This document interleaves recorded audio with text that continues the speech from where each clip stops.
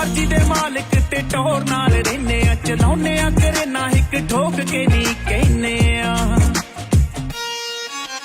ਹੋਵੇ ਚਾਹੇ danger ਪੋਜੀਸ਼ਨਾਂ, risk ਲੈਣੋਂ ਵੀ ਨਹੀਂ ਉਹ ਡਰਦੇ। ਕਰੇਨ ਆਪਰੇਟਰ ਹਾਂ ਬੱਲੀਏ, ਨੀ ਕੋਈ ਮਾੜੀ ਮੋਟੀ ਜੋਬ ਨਹੀਂ ਉਹ ਕਰਦੇ।